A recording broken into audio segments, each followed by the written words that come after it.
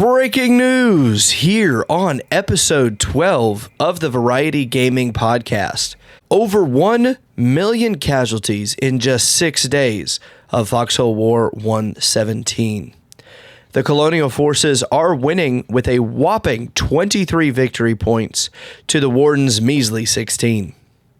Our colonial forces are continuing the battle as we speak, and we will defeat those blue-wearing blatherskites. This has been your Foxhole War 117 news update. Thank you. Today's featured game is Foxhole, if you couldn't tell, and we're going to be taking a trip down back to the track. That's right, it's the Indie Game 500. So we're going to be revisiting some more indie titles that HX and I have found. Maybe we found the same game that we enjoyed together. Who knows? Stay tuned for that segment. Join, as always, my lovable, newly growing facial hair co-host, Atrax. Tell us about Foxhole. Sorry, man. Already a correction. I've had this beard for like a year, man. Beard for a year? No, I just... It's coming in, all right? It's officially like filling in after finally a year. But either way, yeah, today's featured game is Foxhole. It is developed and published by Siege Camp, and we have our description. Foxhole is a massively multiplayer game where thousands of players shape the outcome of a persistent online war. Every individual soldier is a player that contributes to the war effort through logistics, base building, reconnaissance, combat, and more. Available on the PC, released September 28th, 2022. So, it's actually coming up on the 2-year anniversary. Shout out to Foxhole and congratulations to Siege Camp. This game I discovered actually through YouTube, so shout out to Robert Loves Games and Ratmathy. Both of their videos caught my eye and caught my attention. The game seemed super cool, but it was really when I started talking to people from the community that really sold me on the game. I made a couple comments on some of the YouTube videos that I watched, and, you know, to support the algorithm and all of that good stuff. And they replied. The community was super chill. Even other people from the community. Then when I joined the Discord, super welcoming. Yo, when you get the game and you decide to play it, then hit me up if you have any questions, this and that. And it doesn't matter what side you're on, you know, we'll help you like figure it out. So super, super cool and welcoming community, especially because this is a war MMORPG. So the game, kind of by design, is focused on helping each other because you can't win the war without everybody working together in order to actually get stuff done, in order to be better than the other side who are also trying to work together. You're just a cog in the machine in this game, but that's both a good and bad thing. For example, when you deliver a logistics run to the front that really needs it, when you help push the front forward if you're actually fighting in the front, or if you're way in the back line and you finish making a giant batch of needed supplies, and then it's deposited into the seaport for delivery to the front, that also feels super good. But when you log in and discover that the war effort needs more of what you just deposited 6 hours ago or whatever, or you push the front and you go to bed and you wake up in the morning or the next day you log on after work and you find that that front was completely taken back and demolished and now you got to fight through the front again, that can be a little demoralizing. But that's all part of the war effort. That's all part of the experience. I'm thoroughly enjoying the game. Like I said, just kind of a random discovery for me, but definitely worth it. Even at full price, I think it's $30 full price. So super basic game to get into, but really, really in-depth and complex to master. I actually like the graphics are really good. They're, I would say, kind of not necessarily basic, but they're simple. But what they do is really good. So you don't need a whole lot. You know, you don't need a lot invested into the trees and the grass and all of that stuff. You can have that relatively basic, but the all of the vehicles, all of the characters. I know, Rayu, in your notes, you'll have a little bit more detail on this, but just overall, the look of the game is simple but quality. I like the idea that this game is top down versus first person. And the reason I say that is because I like being able to see all around me. And that's super important in a game like this where you have a lot of players attacking from different angles, especially on the front. Or if you are in a Logi scenario and you're driving, it's a lot easier. I like the driving in this a little bit better than if it was first person. So I don't know. For me, that I think this game actually benefits from being top down versus first person. I know to some people this might be off-putting, but trust me, it's definitely worth it. It's relatively easy to get used to. Also, I mentioned earlier, Robert Loves Games was a content creator that really got me into this game. I joined their Discord and they have a war summary. So when I first started watching this game, the war was 116, and I bought the game right at the end of War 16. I logged in like 15 minutes after War 116 ended. So I didn't get to contribute to the War 116 summary, but I was sure to write down an experience for 117. And it's probably going to be the experience that's on the video playing right now. Here we go. War 117, Day 4. It's my first full day at war alongside my colonial brethren. I've been running supplies from Lochmore Fairmore up into Mercy's Wish, and then up into Lynn of Mercy to Ulster Falls, so we could bolster the front line at Long Wine. Bastard wardens kept Q-camping our supply lines at the edge of Lochmore and Lynn Mercy. What kind of BS strategy is that, if you ask me? Our supply trucks are forced to sit and wait. We can't move away from the area, or we risk losing our spot in the queue. The wardens know our supplies are basically sitting ducks without any sort of escort. I alone experienced 2 trucks full of supplies engulfed in flames, the soldiers inside standing no chance as the crates of mortars, shirts, and other basic materials exploded because of the warden partisans. I'm so scared I can barely read this. War is hell. No one plays fair. All tricks must be abused. Okay, wardens, I see how it is. Game on. So yeah, basically, I was trying to run supply lines, and in order to go from one tile to the next, you have to wait in queue. The wardens came up because they knew we were just chilling in queue and blew us up. And it was kind of like a desk slam moment. I didn't actually slam my desk, but I was pretty upset. And I was like, you got to be kidding me. And it actually happened to me twice. I learned my lesson. Oh, well, we won't go to the main road. Let's go to one of these side roads. That doesn't work. Apparently, they just patrol that entire border. I thought we were safe because it was all colonial territory, but I mean, honestly, though, shout out to the warden partisans who were camping that area. Like, I get it. It's a game strategy. I'm new to the game, so I got ganked. That's just how it is. It's how it happens. But I'll be sure to, when I start doing some partisan work, I'll be sure to get them back for that. We will. It is not forgotten. All right, you hear me, wardens? I'm coming after you. It's gonna happen. But it's super fun. Also, I want to touch on the community just a little bit more.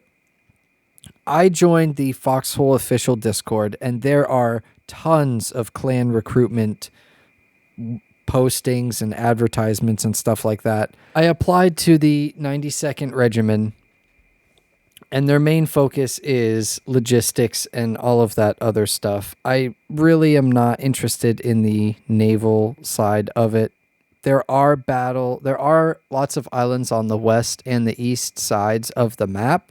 They are isolated out, but it's just kind of not really my thing. I know that it does take a group effort in order to do all of the naval combat ships and things like that. It is cool, but not my style. I kind of really want to do logistics first, but then some frontline stuff and also some artillery. So I found the 92nd Regiment, and that's kind of what they are all about. So I was like, perfect, I'll join up. They had a little recruitment form and stuff that you had to fill out. Awesome. So then I'm playing by myself more or less, but I joined up with some of the people from 92nd, and shout out to them. Cool place already. Then I'm playing with Rayu a couple days later, and we're doing some logistics run, and I see someone, Pistol Pete, is on from 92nd. I was like, oh, perfect. You're doing Logi runs? Yo, let's all three of us join up. And then we were like, well, shoot, we got to get Rayu into the 92nd because, you know, we're a variety gaming podcast, and Rayu's going to be playing this game too. So, like, let's get you in and let's get you to the, you know, Logi runs and stuff. I shouted out one of the officers, or I DM'd one of the officers. I was like, yo, can you help out my buddy Rayu? He submitted his application. Literally said, oh, I was on my way out the door. Give me a second. I'm going to boot my computer up. So, like, seriously, mega shout out to Kingdom Keeper from the 92nd for taking the time to go back to their computer to invite Rayu to the 92nd so that we could all play together in the Logi Discord and all of that stuff. And to further support the 92nd, we'll be playing more, no doubt, in the future. But I just thought that was super cool. It's just a testament to the community that this game has. Super welcoming, super helpful. Of course, every community has toxic people. I'm not saying it's perfect, but in my experience, this is one of the most welcoming communities and helpful to new players. And it's been a blast so far, no pun intended. But Rayu, how has your beginner experience been? Because I mean, I know we played a little bit together, but what's been your side of the Foxhole? Oh man, I think you hit the nail on the head with talking about how the community has been so welcoming and receptive. There are some instances where some people, I wouldn't say toxic, it's just they're overeager. A lot of people get paranoid because if you've ever played any sort of live service active war type of game, like for example Planetside 2, where you have people who may be, you know, quote unquote double agents, or they're like trying to aid the other side from your side and do all these things. So people do get paranoid when it comes to like their resources. There was one instance where I didn't have my microphone on, didn't have my headset on. I was just like, oh, let me get these mats that I need so I can make my truck and I can go help. And I got killed by an ally. And I was just like, what are we doing here? And thankfully, you know, they made amends. They paid or made the truck for me, gave me everything I needed, and they apologized and were like, hey, you know, we've had people that have like come in here, they've stolen stuff from us, not really telling us, so we're just trying to be alert about it. And I'm like, yeah, that's fine. I get it. It's war. Like, war does a lot of things. The partisans, the people camping out on the supply lines, and I mean like deep in enemy territory supply lines. So, but the community has been very supportive. They're willing to show you like, okay, this is how you interact with this store. This is what you want to look for. These are how your controls typically are used. And it's been a very good experience. So if you're new, you do decide to purchase the game and you jump into it, you know, don't let the negative side of it or the toxic people you may encounter kind of get to you. Just turn on your mic, hit us up at VGP, join the 92nd, and we'll kind of help you out, get you accustomed to it. As far as the strategy, now I thought I was going to be a frontline guy, like we're going to get in there, we'll be in the trenches with it. Nope, I ain't doing that again. I am not touching that front line. Why, Rayu? You're the people's tank. Yeah, well, the people's tank was cannon fodder the entire time. I mean, you would have talked about burning through resources, because for the record, you need resources to spawn like close by the front line. Shirts. If those resources are shirts. If those shirts are not there, you can't spawn. That's how so it's like the strategy is you just kind of burn through their supply. They can't reinforce it. You can grow that front line a little bit further and further. And I was like, nah, I've already died like 5-10 times in the last 5 minutes. I can't be burning our supplies this badly. And it is a learning because there are advantages there. If you're on a high ground, you have the high ground advantage to where you can get the angle and you can shoot the people that you need to. That you can't really see the map. Like, you have to aim down sight to be able to see, like, where are these guys? In addition to that, you're trying to duck and cover from artillery fire. I mean, there are legitimate cannons going off that are blowing up right next to you because they just missed you, and you're like getting in the trench trying to like survive so you can like get to the next trench, and so on and so forth. It's a real war experience, and the fact that that everything is happening all the time for real, and these are not NPCs like Helldivers 2, for example, how they have NPCs and a game master controls like how much progress the different factions are making, and as players we have to kind of push them back. No, these are real players who are signing in, who are like, okay, we're going to push this eastern seaboard, and then you just see like this whole wave of people just start pushing us back, and you got to like strategize, like, oh, we can't lose that, and you got to like divert resources, and there's a lot of strategy and a lot of planning that goes into this, which is really cool, and it makes the game so immersive. Like, even though, and if you're watching the video, you'll see like we're in trucks and we're driving, but it's not safe. Like, even though we're in a caravan at where there's 4 of us driving these logistical trucks with the supplies that these guys need, at any point in time, we could be hit by a mine. We could be hit by grenades. And the really cool thing that I appreciate is as your vehicle takes damage, it will stall. Like, if your vehicle is damaged and you can't drive it, that's the end. And if you're caught in the middle of a field and there's the enemy wardens are fighting you, that's it. You either fight back or you're dying, and they're taking all of the supplies, and they will take everything. Your medical supplies, your mats, your grenades, your ammo, like everything. And or more sinister, they'll just blow it up. Or blow it up and just like no one gets it. Just move on. So it's just, this game is so realistic. And for certain things, I think it's a little bit maybe too realistic. Because, like, for example, when we're driving the trucks, going full throttle is not an option. You can't just slam on the gas and get where you got to go, because if you don't brake or slow down as you make your turn, you're eating the pavement, or you're eating the wall, or you're eating a defensive reinforcement, or you're eating the back of someone else's truck, or whatever the situation is. And then as you're going, you're faster on the road. You could go off road, but then it's like just so painfully slow that it's just not worth it. So that's something, like, even though it is a little bit more realistic, I do appreciate it, because it does, I feel like it does make it a little bit easier for those that want to be the partisans that go down, because they know people are going to stay to the road. So they're like, okay, we just don't be on the road, stay off road, and like position ourselves to where we can catch them as they're doing their supply lines. And then there's just so much intel, like finding, all right, they're routing from this place to this front line. All right, so this is the path that they're taking. This is their line. We have to figure out where's a good spot to intercept them. And then by the time that the information gets passed back to everybody, then it's too late. So, and the other thing too, as far as the realistic part, as you're being shot, you're slowed down.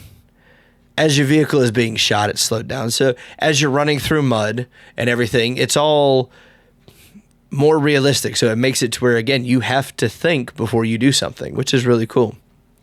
And I appreciate how it changes your play style. If you want to stay further back in the lines and produce the resources that are needed, so that way the logistics people like Atrax and myself and the 92nd, we could focus on driving our trucks and moving things up and down and getting things going, then that's a play style for you. If you want to be on the front lines and do all that, you're welcome to do so. Or naval combat. I haven't even seen the naval combat. I can only imagine if the ground combat is as intense as it has been, I can only imagine the naval front. I'm good. Yeah, and to quickly add to it, that I forgot to mention, the tank combat requires a squad. You can't solo drive a tank. You have to, in order to operate everything, you need someone to operate the gun. You need someone to drive the tank. You need a tank commander. It's a team. It's in depth, and it's a team game for sure. Oh, see, I love that. I love how it just forces everyone. If you want to drive a tank, you have to have people. If you want to drive a boat, you have to have people. If you want to, fire a cannon, someone's got to build it, and they have to maintain it. Like the amount of vehicles and tanks and artillery guns I've seen blown up from the front line, and it's like, well, they're gone now. Like, we can't get out there and build them right now because we're being pushed back by these people. So you got to wait and get back out there. Which, that's something too. The audio quality of everything in this game is so nicely done. There's distance and location that if you're running through a town, you'll hear a vehicle and you'll hear the direction that it's coming from. You just don't know if it's friend or foe. And that's the part that keeps me on edge as I'm running through towns. I'm like, there would be a partisan in here. There's got to be one. And then I hear like a gun go off, and I'm like, this is it. I'm going to die here. Or you hear a bomb go off. It's like, okay, where are they at? So that's what's really cool, and I do appreciate that. Now, each gun does sound differently. Whether you choose a submachine gun, a sniper, a regular rifle, a pistol, there are different sounds, which is really cool. I do like that, a little bit of attention to detail with them. And the vehicles, depending on the fuel type. I haven't noticed a distinction between the smaller vehicles and the tankers, or not the tankers, I'm sorry, the hauling trucks. Outside of your fuel type, if you use diesel fuel, it's a little bit louder. If you use petrol, it's quieter. But I don't know if there's like, you could sit here and listen and be like, okay, that's a logistical truck, or that's a motorcycle, or that's a tank. I don't know if there's different sound effects. I haven't experienced all of them yet, but I'd imagine that there will be, or that there are, just because the amount of detail they put into the guns. Now, with that being said, I had to turn the game music and the effects down from their default positions with the game. The game is loud. The game is very, very loud. Like, when you first get in there, that patriotic music blasts, and you're like, oh, you feel like a little bit of a jump to you. So I definitely had to turn those down a little bit. The effects with the grenades and the artillery fire, those are very loud. The gunfire is loud. So may want to adjust those. Again, I'm using a headset for it just because I'm more of a directional person. So it could be just the headset. If you play it with actual desk speakers, it might be a little bit different of experience. But that's how it is for me. You had mentioned the graphics. The graphical quality, it's the best way I can say is nothing to really write home about. It's a good quality of a game. It's not as intensive. It's not Witcher 3. It's not like I'm playing a high, intensively graphically oriented game. So I'm running everything on high. But the detail that they put into things, and I don't know if you could tell based on the last two games we've done, I'm really appreciate like tiny details, because like body parts getting blown off. Like if someone loses a leg, well, guess what? You could crawl. You're really slow, but I mean, you're not dead yet. And then you do die. And then the pool of blood, like when you're dying and you're sitting there bleeding out, like and the timer ticks off, it just like, it grows a little bit more, which is really cool.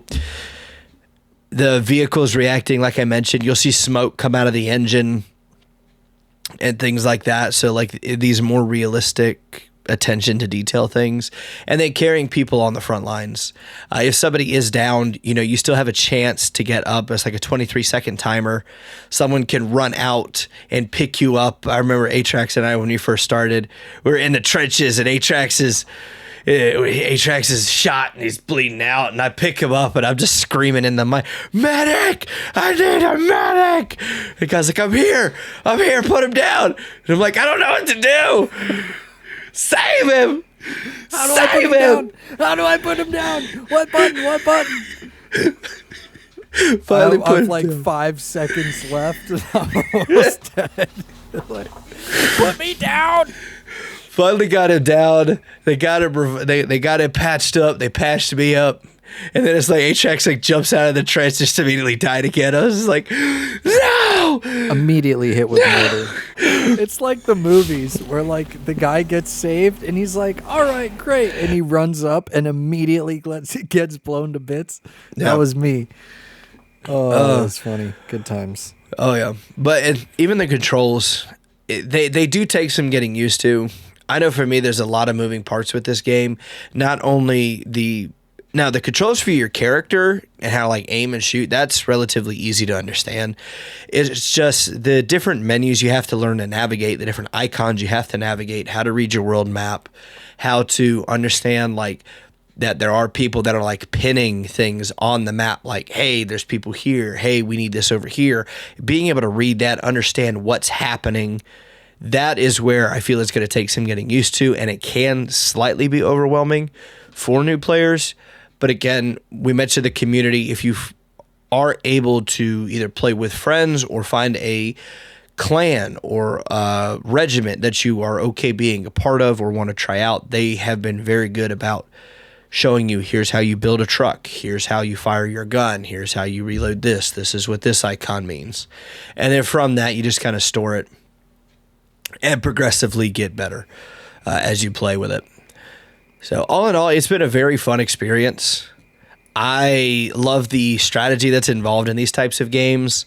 I'm not, like I said, I'm not the best at the front lines, but I am enjoying the logistical side of it. So being able to understand how the logistics are, what these guys need, where I can put them, how we could get it there faster to them. And then I also want to get into the actual like resource gathering.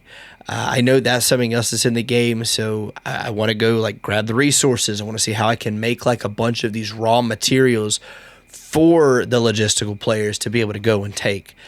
Because then it's like, okay, cool. If I've got like an hour, I could dedicate an hour, go here, get these resources, put them together, and then the guys can take them, type sort of a thing. So that's just really cool. But I do appreciate too that it has been a different experience every time I've signed in to go to play the game. The first time, again, we were running logisticals, and now I sign in today, and guess what? That front is no longer there. Now we're like 2 or 3 tiles ahead, or we're pushed back, and everything changes. So like your defenses that were there aren't there, and it makes a different experience every time. Maybe you want to try the other side or what have you. It's just, I don't think I'm ever going to get bored with something like this just because it does change, and then they do reset it, which is really cool. Yep. The fact that they're doing, we're at 117 wars in now, and that number's only going to get bigger. And usually the wars last about 30 to 45 days. I think the most recent war was one of the shortest at 15 days or something like that. Wow. We're 6 days into ours, so chances are the war will adapt and change more than what we heard in our news bulletin earlier about whopping 23 victory points for the colonials. That might change here and there. We'll have to see how the war plays out. But I agree with you, Rayu, that I love there's always something to do, and there's always something to, you can do the front, and then next time you can do Logi, next time you can do gathering and stuff like that. And it doesn't, you're not like logging in as a character that you get XP for and this and that. You're logging in as just a placeholder cog in the wheel soldier that is then going and doing stuff. So you can actually log out of the game when you're done with something, or if you want to switch from like backline to frontline, you can go back to your deployment area and redeploy at the front if you did a bunch of stuff in the backline. So it's cool that you can switch up like that.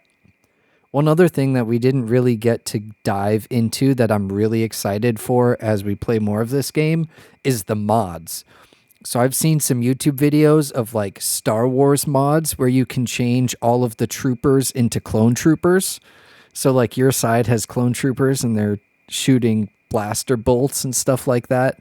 There's mods for the UI. There's mods to change the skins for the tanks and for all of that stuff. So I'm excited to delve into the mods more too. It seems like the game is very open and accessible for these mods, and the devs are more or less supportive of it. So I think that's also cool too, that they allow that for their community. It's awesome. I didn't know about that. That's things like that. And this is not a AAA studio. I think if you guys haven't noticed, we have like a fascination for like smaller games. Like we'll cover some big games, but the fact that like these smaller games are able to make something that is going on for 2 years, there's a really big community behind it. They're okay with modding, so like you can get your Star Wars and other stuff involved in it. So that's really cool. I'm glad that they're able to do that. But speaking of small studios. And speaking of things that we could appreciate, gentlemen, start your engines!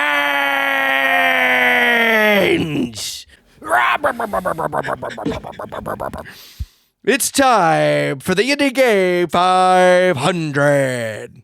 And yes, the first time we did the Indie Game 500 segment, I did do the same thing. So that will be a staple for me. Yep. I apologize if it's loud. No. But no apologies. Anyway, so this time we decided HX and I were going to cover a game that we had both played in the past. It is an indie title under Steam, and they just released new DLC for the game. So this game is Gunfire Reborn. HX, tell us about it. So, fun fact, I actually wrote a Steam review on this game 2 years ago. November 22nd, 2022 is when I reviewed the game. And here's what I had to say 2 years ago. In Gunfire Reborn, gamers of all skill levels can have a good time running around shooting stuff, collecting scrolls and coins, upgrading, swapping out their weapons, and beating bosses. The higher difficulties offer a good challenge to those who want to get the best or fastest run possible. You can play solo, but this game is definitely the most fun with friends, especially if you all communicate what loot you get and help each other create the best build possible. The developers have done a good job of releasing steady and well-crafted content to keep the average gamer coming back every month or so. If Gunfire Reborn keeps on a steady incline, I can see the franchise growing into something huge, 10 out of 10. And to be honest, I still feel the same way. All the paid DLC adds characters and other fun stuff at the decent price of $7. There's been 3 DLCs. They've released 1 paid DLC each year. All of the characters are unique. I believe I recorded some footage of all the different characters. Hopefully I'm smart enough to edit it to play to show the different ones. I really like the owl. I think the owl is super dope, but this time around I went with the newest character who I definitely should have got their name before I went to this episode. Oh boy, come on. It's all right, please. folks. We're professionals. You better believe we're professionals. I'm so professional, I can edit all of this out if I really want to, but I probably won't. Momo. Momo is the new character that I played, one of 2 in this new DLC. Momo uses Inkwash to block the threats and repel the targets. He can also transform into an Inkwash spirit and dart amongst the enemy. So, been super fun and, again, unique in terms of this game. All the characters in this game are pretty unique. But in addition to the characters, the devs have steadily released free updates to DLC, or free updates as DLC. They have added new levels. They have also added more variety of enemies. They've added variety of weapons. And bosses. They've also added new bosses in the last couple of years as well that are, from my perspective, incredibly well balanced for the game. I've never felt like any one thing was so overpowered. Yes, there are some builds that are stronger than others, but I've never felt so like, oh, I have to get this or else I can't do any damage. Everything feels pretty good. Maybe that changes in the much more difficult levels, but at least for now, even on elite mode, I can run through pretty fine with just picking up whatever I can and whatever looks good to me. I'm not like trying super hard, just, ooh, piece of candy, that's cool. Ooh, I like this. Oh yeah, let's stack into this just a little bit more. Super, super welcoming to a casual average gamer. I will say that the descriptions for the abilities and the characters can be a little complicated at times. Same with the scrolls and the ascensions. It's really hard to figure out kind of like what stuff does. But to be honest, just play and pick what you think. Okay, well, yeah, this kind of looks cool. Oh, I understand this. So I'm just going to devote a bunch of power into this because I understand it. And you can have fun and progress in the game because it's very well balanced, at least in my experience. I have played, as of this recording, I have played 127 hours. So I have a good amount of time in this game. Fun solo, but way, way better co-op. Like this, to me, it's almost a must-have if you want a co-op game, because it's that cooperative and it's that much fun. But I mean, Ray, what's your Gunfire Reborn experience like? I'll definitely agree with you. It is a lot more fun to play this game with co-op. You can do up to 4 players, for the record, so it's not just a 1 or 2 thing. So if you can get a good group going, it could be even more hectic and more chaotic and more fun. I am only sitting at 18 hours currently. I know that I've played with my younger brother and I've played with you. Pretty much I have not done any solo content in this game. You can if you want to, but I think we've kind of beat that point, is the fact that definitely more fun with a co-op group.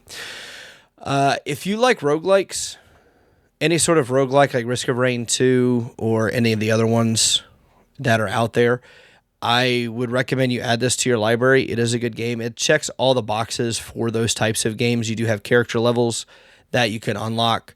You have weapons that you need to unlock, talents that you can apply that overall boost your experience regardless of the character you choose. Bosses that you could fight, like Atrax mentioned, the bosses are so far very well balanced. Each boss has a unique little mechanics to them that you have to figure out if you're experiencing them for the first time. I think when we were fighting the weird lizard thing, Atrax even said, he's like, oh yeah, I don't know how to dodge that one attack. And we're sitting here, he's dashing, I'm jumping over things. Like, it's a lot of trial and error to figure out some of these mechanics. That being said, it's interesting because every build is different. It's an RNG based system. You open up a scroll, you don't know what you get, you don't know what weapons you get, but you kind of gravitate towards preferences. I know for me, in the run that we did before recording this episode, I decided I was going to dump straight into just defense and shields. Like, I think the first opportunity I had to drop my health down to 1 and then increase my shield, and then every attack I did with weapons regenerated my shield, and every attack after my shield was maxed out would increase the amount of shield. And there's the instance towards the end where I'm just sitting here with a sword hacking at these enemies because Atrax went down, and I'm just like, I'm staying alive, and I'm literally just sitting here swinging for the fences trying to keep my health up or my shield up so I don't die. But it's wacky things like that. You find things, you find characters that you like and you gravitate towards, and then you have others whenever you finish that one character. So it has a lot of replayability, it has a lot of diversity, and each experience is different. So it definitely checks all the boxes for me. And I do appreciate the fact, too, at the time of this recording, the game is on sale until the 25th of September. It does go on sale pretty regularly. I've seen it on sale a couple of different times. But even at the base price, I think the base price for the base game is $20. Yep. And to me, it's worth it in that. Like, even if you don't buy the DLC, $20 is worth it. You'll definitely get, at least $1 per hour out of it. Like I said, I'm at 18 hours. I don't feel like I wasted that. I have not purchased any DLC for the game yet. That might change in the future. Depends on how much Atrax and I play this, or if anyone else wants to play it, I'll probably revisit it. But it is a top-of-the-line game. I do appreciate the art style of the game. It's very, I want to say comic booky, but almost like a comic book vibe to it. Borderlands-y. Borderlands, that's what it is, Borderlands-y. And the guns feel Borderlands-y too. I mean, there's actually a couple of them where you grab a lizard, and it is a legitimate lizard, and some do poison damage, some do fire damage, electric damage, all these different types of things. There's a lot of laser gloves. Yep. Yeah, I was going to say the gloves. Like, if you were to be Thanos with the Infinity Gauntlet, like, you go run around, find all the different gloves. It's swords, bows and arrows, snipers, machine guns, kunai. Like, there's just so much diversity and so many, I guess that's the word, diversity, when it comes to your weapon choices as you're running through them, that even if you're start the run with a bow and arrow, but you're like, man, I just don't like this feel. I want the kunai instead. Well, chances are it's going to drop at some point down the road. You could grab it, or a big cannon or something else. There's just a lot of options to it, and you're not going to just say, I'm only going to play this character. Like, I know Atrax is like, I tried all these other ones, and he's probably got some high-level character somewhere down the road. It doesn't matter.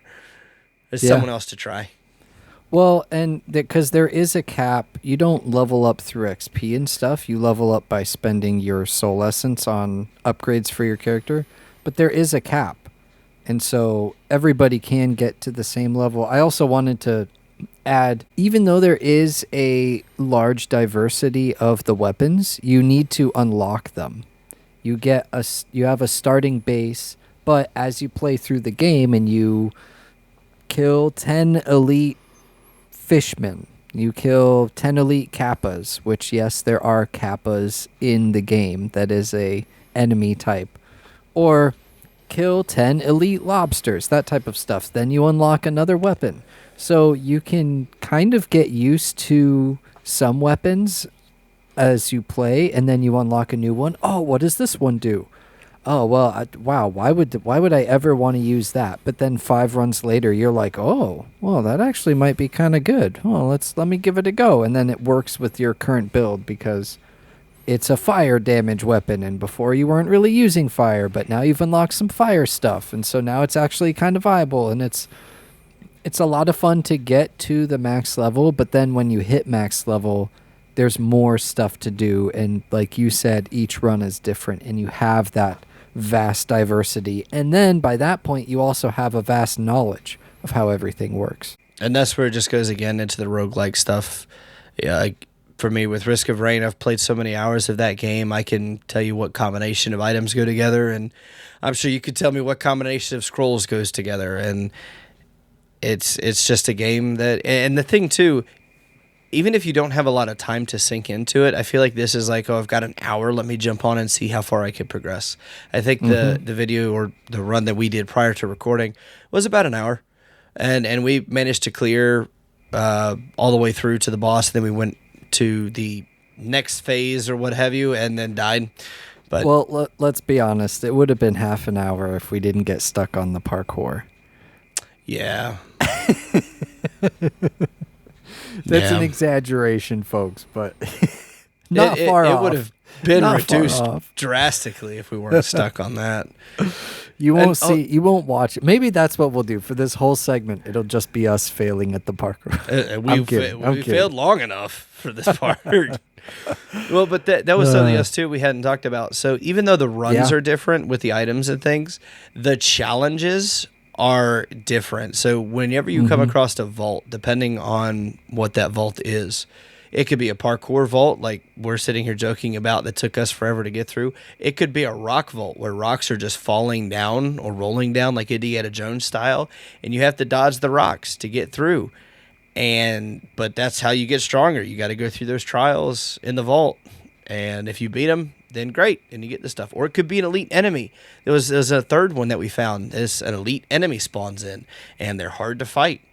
You just got to work together as a team, and as you beat it, then you're rewarded with more scrolls and more weapons, more copper, more soul shards, all these different types of things. So every run is beneficial. And take your time and explore. Like, even though we're sitting here talking about, oh, we cleared all the way through in an hour, there's no time limits on anything other than some of these parkour challenges. So if you want to take your time, explore everything in the certain areas, go ahead and do that. It's not going to detract you from your experience in the game at all. If anything, it might enhance it. You might find a vault that you would have missed if you were just blindly running through, or this extra chest that was over here that you didn't see before, or even the craftsman. Dude, we haven't even talked about the craftsman. You could go in with your weapons and reforge your weapons to get different attributes on them. Increase that strength for a weapon that you like. But you got to find the craftsman, and you're only allowed 3 per craftsman. So you got to, it's like, you'll see in the video, I hightail it all the way back to the craftsman that I missed. I was like, nope, I need that extra power. Let me go get it. So it's things like that. It just take the time, enjoy the game, but it is definitely right up there for games for me. Yeah, and you mentioned the vaults and the craftsman and all of that stuff.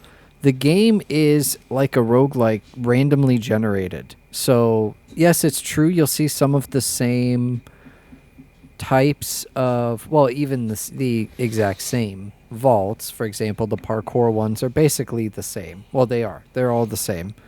In terms of, in this area, if you get a parkour vault, it's this course, or it's like one of two courses. And it's same with another area and that type of thing. Or, oh, this elite boss usually spawns in this vault in this area. So there is that. But that being said, it's still different enough to where you're not totally bored and you're just like, oh, yep, seen all that. It's, you're going through, oh, we got this vault. Oh, okay, that's kind of cool. Let's see what we get in here. Oh, nothing. Oh, that's unfortunate.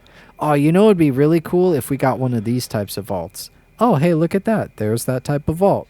So it's cool to have that experience of things kind of shifting back and forth. And it's the same with the bosses. At the end of each stage, you have the option, well, not the option, it will give you one of two bosses. And you can tell based off of the loading screen. So that's always fun too. Then the loading screen comes in and you see the splash art for the specific boss and you're like, oh, we got this boss? Oh, that's crazy. Dang it, I wanted this boss instead. Or, oh, yes, we got this one. I love this one. Me personally, my favorite boss is the serpent, actually.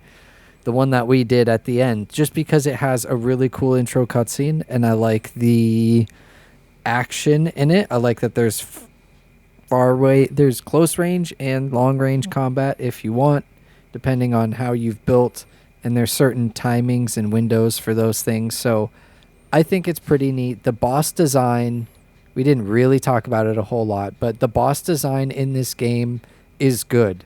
I don't think any one boss is the exact same or like a more quote unquote leveled up version, you know? So it's like let's say level 1 boss you fight is monster A, and then you fight level 3 boss and it's monster A squared. It's like kind of the same thing, except it's got maybe 1 or 2 more moves and more health.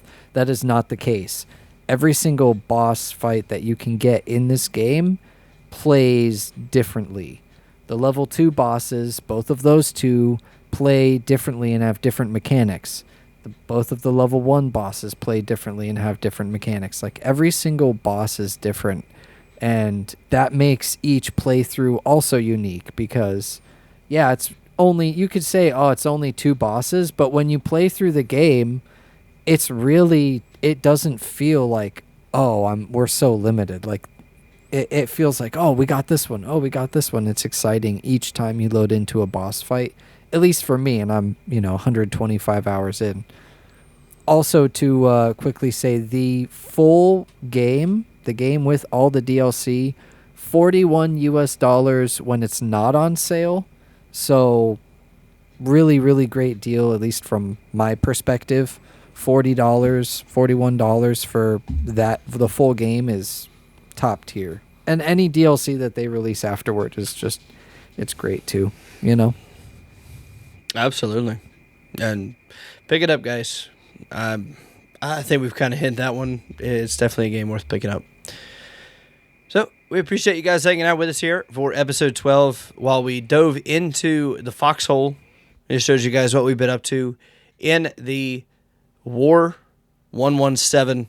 The Colonials will win. I promise you. You'll hear it. Colonials win War 117. And then we also got a nice little revisit to the track on the Indy 500. And we appreciate you guys hanging out with us. Do us a favor. Check us out on Spotify, YouTube, and Apple on all 3 platforms. Give us a thumbs up. Comment. Tell us how we can do better. What you like about the show. Or tweet at us on X @VarietyGamesPod. We'll see you in the next one.